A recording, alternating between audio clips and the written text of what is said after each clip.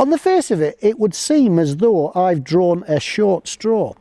The boys are over in the Isle of Man testing near 200 horsepower superbikes, but I, despite the fact I'm in Italy and the sun's out, am testing this little baby, which makes a massive, wait for it, 44 horsepower. I've got the chance to ride this one on the road, slightly modified version of the bike using a few of KTM's power parts on track here at the Circuito de Modena. And then, hopefully, I'll get my biggest thrills, if thrills are going to happen, from the Super Sport version of the bike, which is quite a bit more modified. I mean, the beauty of this job is, of course, you never know how long the straw is going to turn out. Hopefully, I'll be able to rival the thrills that those guys are definitely going to get in the Isle of Man. Let's see. So what's new then? Well, it might look like an all-new bike thanks to the completely restyled bodywork. But the 390 is actually more of a careful refinement of the existing model. In saying that, there's still plenty of new bits and pieces. The frame's over 1 kilo lighter and it's got a lot more flex built into it. The subframe's now bolted on. The wheels are nigh on 3.5 kilos lighter and the front brakes shed just under 1 kilo. The WP Apex suspension's new and it comes with a lot more adjustment. The electronics package, that's now got cornering ABS and traction control. The airbox is 40% bigger, the fuel tank's capacity is up by 4 litres and the dash is full colour TFT. Cornering ABS and traction control on a bike for 5.5 grand? We've not seen that before. Rolling? Yep, the counter is rolling. It's only got 44 horsepower, but it's a riot. Oops, hit the old rev limiter there. No points for me down there. I tell you, bike snobs, i.e. those who don't recognise anything with less than 200 horsepower, and a big price tag and lots of styling, should try one of these.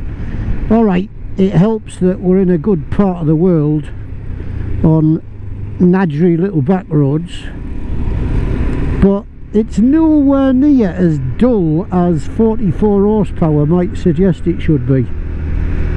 It's a cracking little bit of fun, and it doesn't feel cheap and nasty as well. It's a quality sort of mini superbike. Bloody hell, I love this nation, man. I mean, we've done loads of fantastic roads, been past the Ferrari factory, which I would have filmed, but I was just a bit inept with the camera settings. And I don't know, it's just relaxed and lovely, and you wave to people and they nod eventually. Must come back. Good suspension. We're going over some bumpy stuff on a light motorbike here, and it seems to do the job of absorbing it and staying, or keeping you in control rather nicely. Right, we might be going to the track. Here we are then, about to do some, well, hopefully fast laps. Hallo 44 Follower, ich willkomme euch jetzt auf der Strecke. Eva, Hey. look, you're very beautiful and we all love you, but nobody can understand a word. Ja, das spricht No, Scheiße. on your way. I'll take it from here. Yeah, fuck. Right, okay, we're getting ready and somebody's getting shitty. Right, this is a learning lap. See how long I can be patient for before wanting to get a shift on. I think this is the slow group. Right, shall we have a go at this bloke here?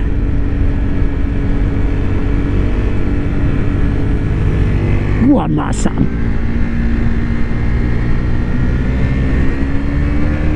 Right, let's do this bloke because he's shit on the fucking brakes.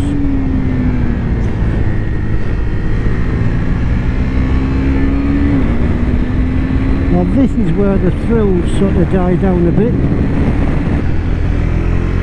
Certainly got to trust the tyres a bit more than I am currently.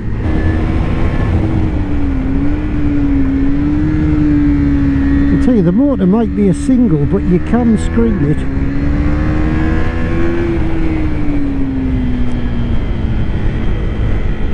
It's a lovely little agile thing. I've got to pass him on the brakes, but then I've got to get lost. And you can tell from my heavy breathing I'm fucking not as fit as I need to be for this caper. Whew, could do with the water. Whew. What's that? Okay, I've got my earplugs in. I have bunged in my earplug with a bit too much enthusiasm and it won't come out, man.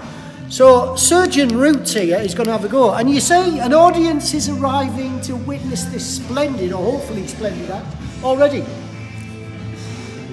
Don't push it through to the other ear.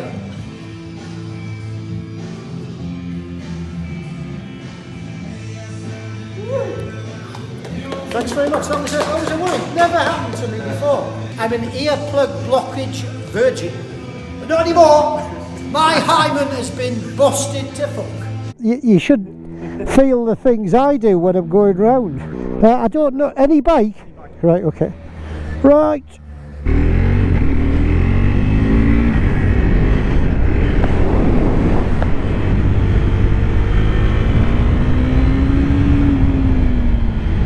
You can sort of trail brake a bit into the corner. Right, that is way better because I didn't rush it. Right, the motor just feels a bit flat here, but again, that's where you have to really concentrate on getting everything as right as you can. Stay close to that, hit the limiter, yep, just hit that. This corner I fucking hate. Very good support under braking.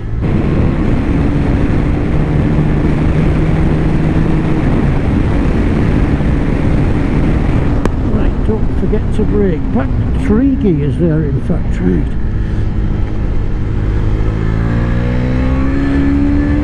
Bit of movement at the back there. Right, let's just ham it up for the stapper. Just at the top. Right, a 1, 2, 3. Scream the tits off it. Could do with a slipper clutch maybe. I think Boothie and Al would have was by me by now. Right, very, very carefully tip this in. Just feels as though it might wash, top bike to learn to do sort of track days on, because it's so unintimidating. Right, it's like sticking, it's sticking, it's sticking. No fate being tempted there, I think. Whew. Whoop. Right. Okay. All right. Thank you.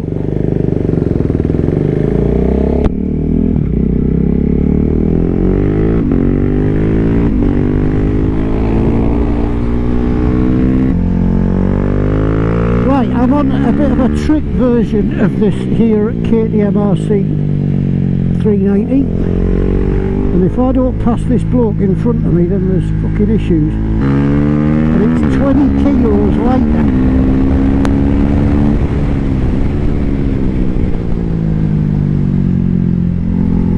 Right, I think I'll do him up the inside here. Get out of it, mate, get out of it. Definitely pulls a bigger gear.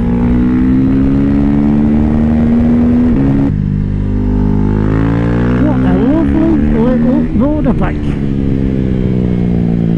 Just shows you don't need to bloody chuck millions of pounds at an already expensive motorbike to have a laugh. Much more flickable, man. Just loads more feel.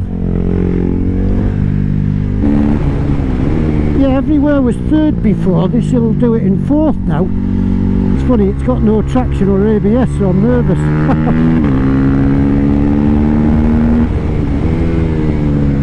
I'd love to see this thing being ridden fucking flat out.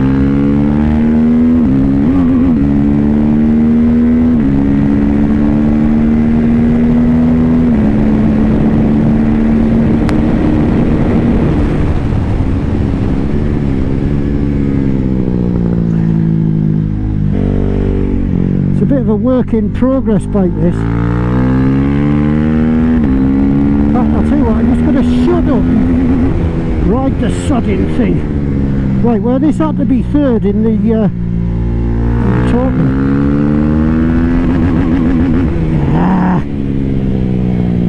Just accelerates better to the next gear.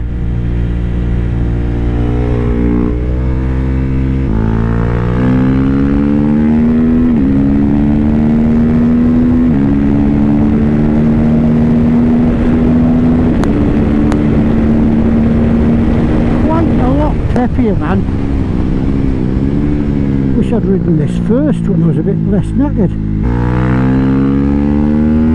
A wonderful little motorbike.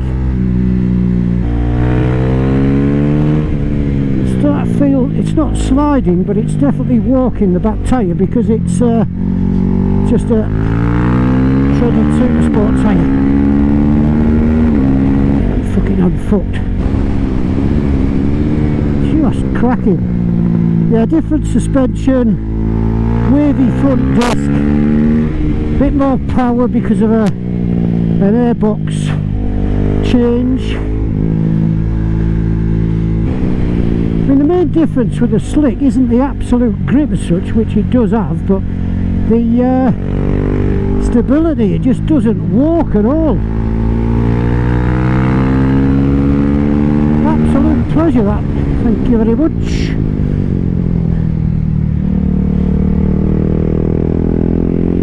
Oh, sorry. Oh, really good.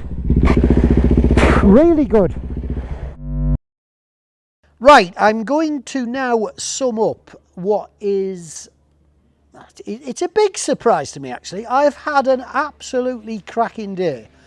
Ridden on the road on the standard bike, ridden on track with a slightly modified version of the standard bike, and a more modified super sport version of the bike, and it's just been an absolute hoot. This experience today just kills the prejudice that you need masses of power to have just to have masses of thrills, you know. It just doesn't necessarily have to work like that. The thing I've liked about this bike is it's manageable, it's pretty friendly, it's super agile, it's super usable, and it's really demanding. Not because it's got tons of power, as mentioned. It's only got 44 horsepower, would you believe, in standard trim, but you need to get it just right on track. This morning on the road, it was still a bit of a hoot. Okay, on a long motorway or something, it's going to start tiring you a bit mentally. You're not going to be stimulated by it.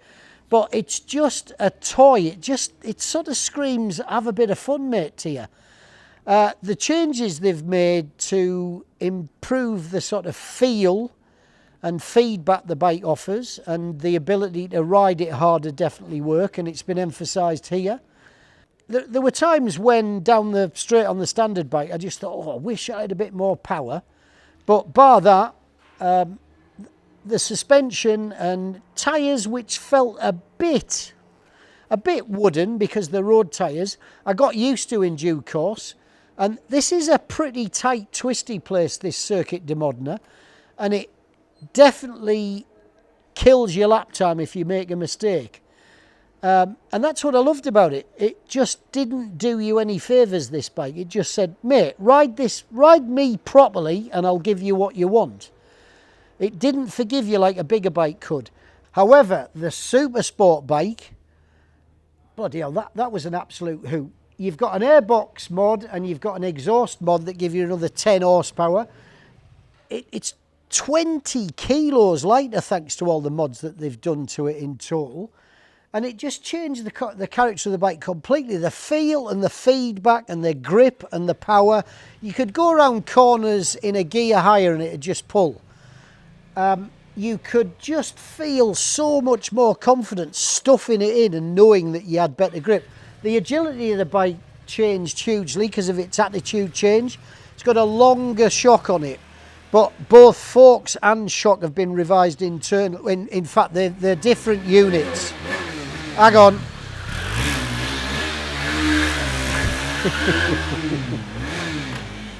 Carry on or stop? Yeah.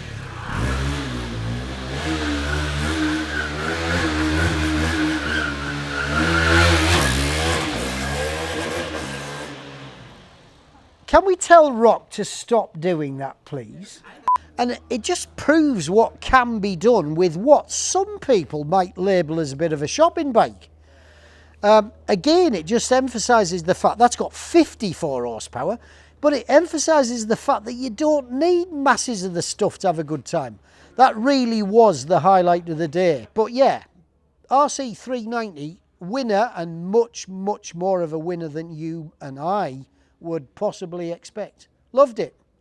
Best bits for me are the really lightweight, it only weighs a featherweight 155 kilos plus fuel, and the quality of the suspension. Both help to make it feel so capable, regardless of how hard you're riding. 44 horsepower might sound a bit weedy, but with such a sorted chassis, you can really push it hard and make it rock. It's expected to cost about $5.5 grand when it goes on sale early next year, and considering how sorted it feels to ride, that's bloody top value.